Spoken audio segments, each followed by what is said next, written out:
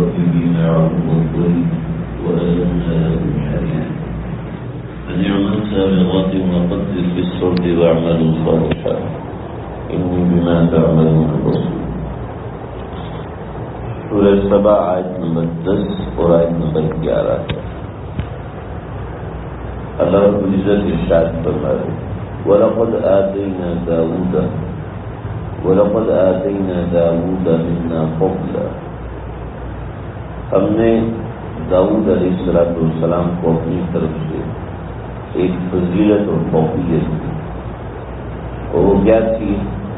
یہ کہا تھا کہ یا جبال، اے پہاڑوں، اوبی معہو، ان کے ساتھ تسبیح کرو، والطیر، اور اے پرندوں تم بھی، وَأَلَنَّا لَهُ الْحَدِيدَ، اور ہم نے لوہے کو نرم کر دیا ان کے لیے. فَنِعْمَ السَّابِغَاتُ، اور یہ بھی کہا کہ تم کام کرو ڈھال بنانے میں، وَقَدِّرْ فِي السَّرْدِ، اور ڈھال کی کڑیاں اندازے سے جوڑ صحیح کر، وَاعْمَلُوا صَالِحًا، اور اچھے اعمال کرو. انی بما تعملون بصیر، جو تم کرتے ہو میں ان کو دیکھنے والا ہوں. حضرت موسیٰ علیہ السلام، قوم بنی اسرائیل کا اصل قصہ شروع ہوا تھا حضرت یوسف علیہ السلام سے. حضرت یوسف کے والد حضرت یعقوب تھے، یعقوب سے وہ قصہ شروع ہوا کیونکہ حضرت یعقوب کا نام اسرائیل تھا اور حضرت یعقوب کی 12 اولادیں تھیں جو بنی اسرائیل کہلائی. تو بنی اسرائیل یہ حضرت یوسف علیہ السلام کے دور میں کنعان یعنی بیت المقدس سے نکل کر یہ مصر چلے گئے تھے. اور کنعان یعنی بیت المقدس یہ الخلیلی آج بھی ایک شہر ہے بیت المقدس سے 35 کلومیٹر کے فاصلے پر. وہاں سیدنا ابراہیم علیہ السلام، سیدنا اسماعیل، ان کی والدہ حضرت ماریہ اور حضرت سارہ اور حضرت اسحاق کی قبر آج بھی وہاں پر نشاندہی کی جاتی ہے کہ وہاں پر ہے. تو یہاں سے حضرت یعقوب حضرت اسحاق کے بیٹے تھے جو کہ حضرت ابراہیم کے بیٹے، اور یعقوب کی نسل 12 بیٹے تھے، اور یہ بنی اسرائیل بنی جو کہ مصر میں منتقل ہوئے. حضرت موسیٰ علیہ السلام کے زمانے میں یہ مصر سے واپس بیت المقدس آئے، اور پھر ان کے پاس یوشع بن نون اور دیگر حضرت حزقیل اور دیگر انبیاء آئے ان کے اوپر. اور ان میں ایک بڑے پیغمبر حضرت داؤد علیہ السلام آئے. حضرت داؤد کا تفصیلی قصہ تو یہاں پر نہیں ہے، البتہ مختصر بتاتا ہوں کہ جب حضرت شمویل علیہ السلام یا صحیح بعض روایت ان کا بھی سموئیل علیہ السلام یہ قاضی تھے، ان کو اللہ نے نبوت دی، تو ان کے حکم سے لشکر تیار کیا گیا. تو بالوت جو تھے ان کو بادشاہ بنایا گیا. تو بالوت کے زمانے میں ایک لشکر تھا جس نے عمالقہ پہ حملہ کیا. تو اس لشکر میں 5 بھائی تھے اور چھوٹے بھائی حضرت داؤد تھے، یہ سب سے چھوٹے تھے. تو اللہ تعالیٰ نے ان کو طاقت عطا فرمائی اور انہوں نے جالوت کو قتل کیا. اور جالوت کو قتل کرنے کے بعد حضرت داؤد سامنے آئے، اور حضرت داؤد کو اللہ رب العزت نے اپنے زمانے میں بادشاہت بھی عطا فرمائی اور پیغمبری بھی عطا فرمائی. یہ تھوڑی سی میں نے تفصیل پیچھے سے ذکر کیا ہے حضرت داؤد کی. حضرت داؤد علیہ السلام اپنے نظام ملک کے اندر یہ بھیس بدل کے جاتے تھے اور لوگوں سے ملتے تھے اور لوگوں سے مختلف باتیں پوچھتے تھے کہ داؤد کیسا انسان ہے، بتاتے کہ ایسا ہے ویسا ہے ایسا ہے ویسا ہے. تو روایتوں میں آتا ہے ابن کثیر میں ہے کہ اللہ تعالیٰ نے ایک دن ایک فرشتے کو مقرر فرمایا کہ انسانی بھیس میں حضرت داؤد سے ملے. تو وہ فرشتہ حضرت داؤد سے ملا تو حسب معمول حضرت داؤد نے پوچھا کہ بھئی کیا خیال ہے بادشاہ داؤد کے بارے میں، کیسا آدمی ہے؟ کہنے لگے بہت اچھا آدمی ہے، لیکن ایک وہ کام کرتا ہے وہ اگر نہ کرے تو وہ کامل اور مکمل بن جائے گا. جی کیا کام ہے؟ کام یہ کہ وہ اپنے و اپنے سارے گھر کا بوجھ بیت المال پہ ڈالتا ہے. تو قومی خزانے سے خود خرچہ لیتا ہے، حالانکہ اپنے ہاتھ سے کمانا چاہیے. تو حضرت داؤد علیہ السلام اس دن گھر میں آئے اور اللہ تعالیٰ سے مانگا تو اللہ تعالیٰ نے حضرت داؤد علیہ السلام کو 2 چیزیں عطا فرمائی. ایک لحن داؤدی، یعنی ایسی خوبصورت آواز عطا فرمائی کہ ایسے محسوس ہوتا تھا جیسے پہاڑ ان کے ساتھ بڑھ رہے، جیسے پرندے ان کے ساتھ بڑھ رہے ہیں. ایک تو یہ بعض روایت کے مطابق ایسا نہیں بلکہ پہاڑ واقعتاً ان کے ساتھ بڑھتے تھے. ایک تو اللہ نے ان کو آواز عطا فرمائی تھی. چنانچہ حضرت ابو موسیٰ اشعری رضی اللہ عنہ کو ایک مرتبہ تلاوت قرآن فرما رہے تھے تو آپ صلی اللہ علیہ وسلم نے ان کی تلاوت سنی اور رک گئے، اور اتنی خوبصورت تلاوت تھی کہ آپ نے فرمایا اللہ نے ابو موسیٰ اشعری کو لحن داؤدی میں سے کچھ حصہ عطا فرمایا ہے کہ حضرت داؤد علیہ السلام جب قرآن پڑھتے تھے تو پہاڑ زبور پڑھتے تھے تو پہاڑ بھی ان کے ساتھ زبور پڑھا کرتے تھے، اور پرندے اپنی جگہ پر کھڑے ہو جاتے تھے، اپنے پر ہلانا بند کر دیتے تھے. یعنی ایسی خوبصورت آواز سے اللہ نے حضرت داؤد علیہ السلام کو نوازا تھا. بعض روایات کے مطابق شیطان نے جتنے سر ایجاد کیے، جیسے آج 16 قسم کے سر ہیں، جتنے بھی سر ہیں وہ ان 16 سروں سے نکلتے ہیں. تو یہ جس کو موسیقی کہتے ہیں سارے گما پا دنیسا، اس سے نکلتے ہیں. تو یہ سارے سر حضرت داؤد کی لحن کا کچھ ایک حصہ ہے جو اللہ رب العزت نے حضرت داؤد علیہ السلام کو عطا فرمائی تھی. کہ آواز ایک جادو ہوتا ہے اور آواز میں ایک اثر ہوتا ہے. آواز اپنی طاقت رکھتی ہے، لہجہ اپنی طاقت رکھتا ہے. ایک لہجے میں کہی ہوئی بات بدتمیزی لگتی ہے، دوسرے لہجے میں وہی بات کہی جائے تو پیار اور محبت لگتی ہے. تو لہجے کا، آواز کے اتار چڑھاؤ کا اثر ہوتا ہے. مارکیٹنگ ٹولز کرنے والے ان کے ہاں وائس اوورنگ یہ بڑی اہمیت رکھتی ہے کہ وائس اوور دنیا لوگ اپنی آواز بیچ کر لاکھوں کما رہے ہیں کہ وہ وائس اوور کے ماہر ہیں اور اس کے اندر بہت سے کام ہوتے ہیں. بس یہ ایک الگ چیز ہے.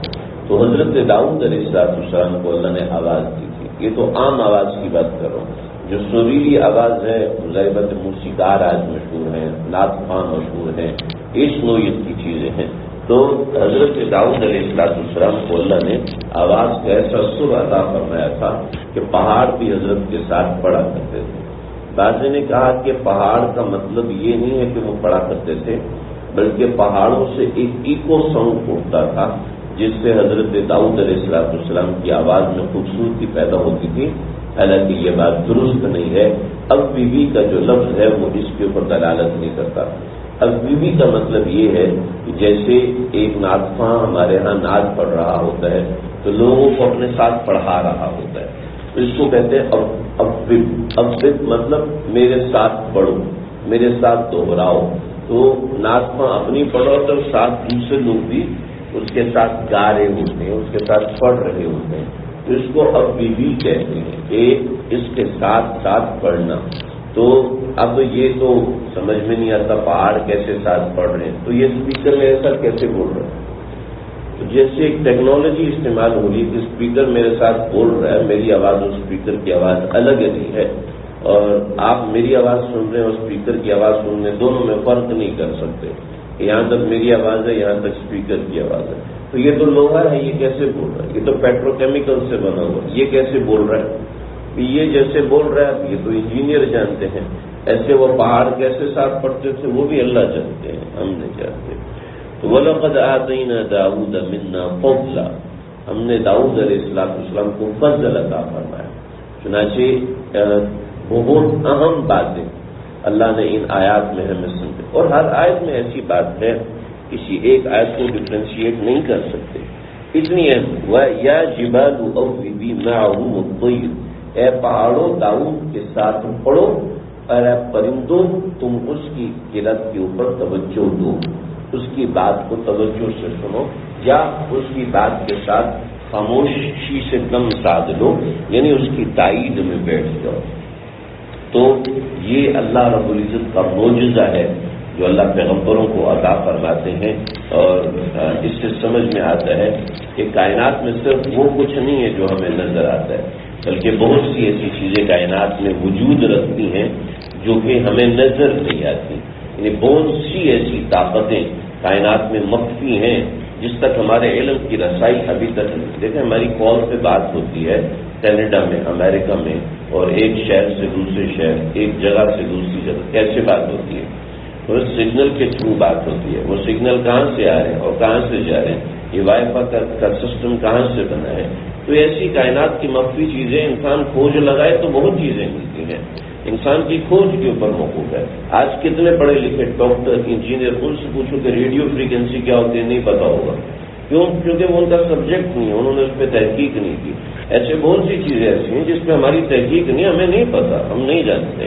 لہذا ہر چیز کو اپنی عقل سے نہیں پرکھنا چاہیے. وَأَلَنَّا لَهُ الْحَدِيدَ، اور لوہے کو ہم نے ان کے لیے نرم کر دیا. یہ لوہا ان کے لیے نرم ہو جاتا تھا، بالکل پانی ہو جاتا تھا. اور ان کو کیا سکھایا؟ ان اعمل سابغات، تم ڈھال بناؤ. وقدر فی السرد، دو چیزیں یہ حضرت داؤد علیہ السلام کی ایجاد ہے. آپ تھوڑا سا غور کریں، ہمارے سائنسدان ہر چیز کی باریکی میں جاتے ہیں اور باریکی میں جا کر اس کو سمجھنے کی کوشش کرتے ہیں. تو شریعت نے اس سے پردہ اٹھایا ہے. کاشتکاری کہاں سے ہے؟ حضرت آدم علیہ السلام آسمان سے لے کر آئے. لکڑی کی صنعت کہاں سے آئی؟ حضرت نوح علیہ السلام کو اللہ نے لکڑی کی صنعت کرنے کا طریقہ سکھایا. ایسے لوہے کی صنعت حضرت داؤد علیہ السلام سے آئی ہے کہ اللہ رب العزت نے حضرت داؤد علیہ السلام کو لوہے کی صنعت سکھائی تھی کہ لوہا پگھلے گا اور پگھل کر اس کو سانچے میں ڈالا جائے گا. تو یہ اللہ نے انسان کو عقل دی ہے، سمجھ دیا، فہم دیا ہے. چنانچہ جب بھی میٹنگز ہوتی ہیں کاروباری حوالے سے تو نئے نئے آئیڈیاز ایسے عجیب آتے ہیں، وہ انسانی دماغ سے آتے ہیں. مارکیٹنگ ٹولز بنتے ہیں اور بہت سی چیزیں سامنے آتی ہیں. تو اللہ نے انسان کو سمجھ دی ہے کہ انسان اس کی ایکسیسیبلٹی بڑھاتا ہے تو وہ بڑھتی چلی جاتی ہے، بڑھتی ہی چلی جاتی ہے. چنانچہ اس میں قدرت انسان کی رہنمائی کرتی ہے. ان عمل سابغات، دو کا سابغات کہتے ہیں ڈھال کو، یعنی ہتھیار روکنے کے لیے پہلے زمانے میں ایک ڈھال استعمال ہوتی تھی جو کہ لوہے سے بنتی تھی، جس کی آج کل جو سب سے بڑی چیز ہے بلٹ پروف. چاہے وہ جیکٹ ہو جائے، چاہے وہ گلاس ہو جائے، چاہے وہ گاڑی ہو جائے، چاہے وہ جیٹ ہو جائے، چاہے وہ کچھ بھی ہو جائے. تو بلٹ پروفنگ کی صنعت یہاں سے شروع ہوگی کہ ڈھال بنانا سکھایا کہ ڈھال اس طریقے سے بنتی ہے. آج کل اس نوعیت کی بھی کریم اور اس نوعیت کی چیزیں آ رہی ہیں کہ وہ خاص طور پہ جاسوسوں کو دی جاتی ہیں. اس نوعیت کہ وہ جسم پہ لگا لیں خاص مقامات پر تو گولی ایک مرتبہ اثر نہیں کرتی، دوسری مرتبہ. یہ ایک بلٹ پروف کی ایک صنعت اللہ رب العزت نے سکھائی. ان عمل سابغات، ڈھال میں محنت کرو. وقدر فی السرد، اور زرا میں محنت کرو. زرا کیا ہوتی ہے؟ آپ بحریہ میوزیم جائیں. آج اگر بحریہ میوزیم جاتے ہیں کراچی میں، بحریہ میوزیم کے اندر محمد بن قاسم کی آمد کی بہت سی چیزیں رکھی ہوئی ہیں. وہاں پر آپ کو زرا بھی لٹکی ہوئی نظر آئے گی جو محمد بن قاسم کے زمانے میں استعمال ہوتی ہے. زرا کیا ہوتی ہے؟ آپ صلی اللہ علیہ وسلم نے کئی مقامات پر زرا پہنی ہے. جب تک ہم زرا دیکھ نہیں لیں گے ہمیں سمجھ میں نہیں آتا. زرا یہ ہوتی ہے کہ جیسے ہمارے ہاں شرٹ پہنی جاتی ہے تو ٹی شرٹ ہو یا شرٹ ہو، یہ اگر شرٹ لوہے کی کڑیوں کی بنا دی جائے، یعنی زنجیروں کی اگر شرٹ بنا دی جائے، زنجیروں کی اگر شرٹ سلائی کر دی جائے تو یہ ہوتی ہے زرا. تو زرا کے اندر جو زنجیر ہوتی ہے تو زنجیر ایک دوسرے سے جڑی ہوئی، یوں جڑی ہوتی ہے. تو اس جڑے ہونے کو کہتے ہیں کڑی. یہ کڑی ہوتی ہے، ایک کڑی دوسری کڑی کے ساتھ جڑی ہوتی ہے. تو یعنی لوہے کی ایک جالی بن جاتی ہے جو کہ کڑیوں سے جوڑی ہوتی ہے. وقدر فی السرد، سرد کہتے ہیں کڑی کو. وقدر فی السرد، ان کڑیوں کو اندازے سے جوڑو، یعنی برابر کر کے جوڑو. ان عمل سابغات، ڈھال بناؤ یعنی اس کو سانچے میں ڈالو. اور وقدر فی السرد، اور جو ہے کڑیوں کو آپس میں جوڑو. وَعْمَلُوا صَالِحًا، اچھے عمل کرو. قرآن میں عام طور پہ یہ ترجمہ کیا جاتا ہے، لیکن یہاں جو میں معنی کروں وَعْمَلُوا صَالِحًا، اچھے طریقے سے محنت کرو، اپنے کاموں میں محنت کرو. اسلام کو محنتی لوگ پسند ہیں، شریعت کو نکمے کاہل لوگ پسند نہیں. ہر وقت سوتے ہو، ہر وقت لٹے ہو، ہر وقت بس ٹھیک ہے تھوڑے سے پیسے آ جائے گا. شریعت نہ بھی آگے محنت کرو، مالدار بنو، پیسہ کماؤ، صدقہ دو، زکات دو، خیرات دو، لوگوں کے گھر چلاؤ، لوگوں کی مدد کرو. پیسے اور مال کے اندر تمہارا مقام ہونا چاہیے، تمہارا درجہ ہونا چاہیے۔ وَاعْمَلُوا صَالِحًا، اچھے عمل کرو، یعنی کام میں محنت کرو۔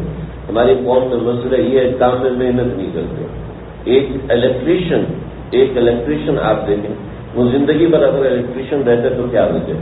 اس کے پیچھے بنیادی وجہ یہی ہے کہ وہ نہ کام کرتے ہیں صحیح طریقے سے اور نہ اپنی بات صحیح طریقے سے۔ ایک بینک والے کے پاس میں گیا کچھ چیز سیٹ کرانے سے، یہاں نماز ہوئی، نماز کے بعد میں ادھر گیا تو جناب دکان بند، کہنے لگا جی میں نے کہا بھی آپ نے کام نہیں کیا، نماز بھی بڑی اہم ہے، نماز پڑھنی تھی۔ میں نے کہا بھی 12 بجے کا آپ نے ٹائم دیا تھا اور آپ کہہ رہے ہیں کہ نماز بڑی اہم ہے، ابھی تو 2 بج چکے اور آپ نے کام نہیں کیا اور آپ نماز کا بہانہ کر رہے تھے۔ مسئلہ یہ ہے کہ ہم دین کو ان کاموں میں خلط کر دیتے ہیں، حالانکہ دین تو ہمیں حکم دیتا ہے محنت کرنے کا، دین تو ہمیں حکم دیتا ہے کام کرو۔ وَاعْمَلُوا صَالِحًا، محنت کرو، اپنی پڑھائی میں محنت کریں، اپنے اعمال میں محنت کریں، اپنی فیلڈ میں محنت کریں۔ جب اپنی فیلڈ میں مہارت ہوگی تو ظاہر ہے تو دنیا محتاج ہوگی۔ سن 1400 میں ایک عیسائی، ایک یہودی نے ہندوستان سے اپنے ربی کو خط لکھا اور کہا کہ ہم یہودی بہت تھوڑے سے ہیں، اگر کوئی غیرت مند مسلمان آ جاتے ہیں اور ایک حملہ کرتا ہے، یہودی سارے کے سارے ختم ہو جائیں گے، آپ ہمیں بتائیے کہ ہم کیا کریں۔ تو اس نے خط کا جواب دیا جو سن 1600 میں شائع ہوا۔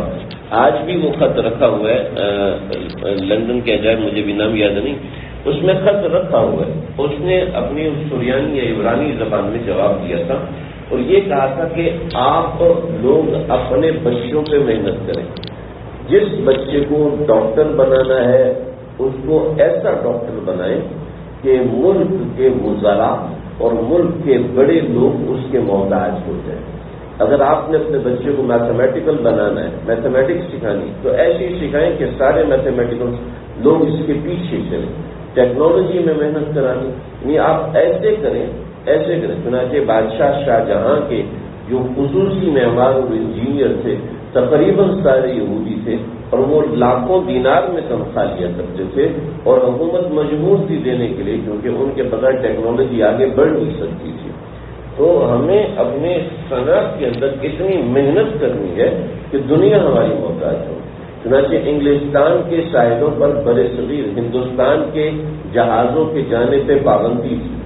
یہ کیوں پابندی تھی کہ لوگ دیکھ کر ڈر جاتے ہیں کہ اتنا بڑا جہاز سمندر میں کیسے آ گیا، اتنا بڑا جہاز سمندر میں کیسے آ گیا، جو کہ صنعت مسلمانوں سے دوسروں کی طرف منتقل ہوئی اور انہوں نے جہازوں میں اتنا بڑا کام کیا۔ ہم آج موٹر سائیکل نہیں بنا سکتے اور وہ اتنے بڑے بڑے بحری جہاز بنا رہے ہیں۔ ہم اپنے جہاز خریدنے میں دنیا کے محتاج ہیں۔ یعنی 90s کے اندر دنیا PIA کے پیچھے چلتی تھی اور PIA کو کوئی پوچھتا نہیں ہے۔ ہم اپنے کام میں محنت نہیں کرتے، جب اپنے کام میں محنت نہیں کرتے تو ایسے ہی ہوتا ہے۔ وَاعْمَلُوا صَالِحًا، محنت کرو گے، انی بما تعملون بصیر، جب تم محنت کرو گے نا تو پھر میں ان کے اوپر نگرانی کروں گا۔ جو بندہ محنت کرتا ہے نگرانی اللہ تعالیٰ کرتے ہیں۔ یہ خیر خطاب حضرت داؤد کے ساتھ خاص ہے، لیکن آیات چیز کے بتا رہی کہ آج ہمارے بچوں کے لیے، آج ہمارے لیے، آج ہمارے بڑوں کے لیے ہے کہ ہم اپنی صنعت کے اندر، اپنے کاروبار کے اندر، اپنے کاموں کے اندر ایسی محنت کریں جیسی محنت یہاں پر حضرت داؤد علیہ السلام سے اللہ رب العزت کرواتے رہے۔ اور بھی باتیں انشاءاللہ ذکر کریں، اللہ سمجھ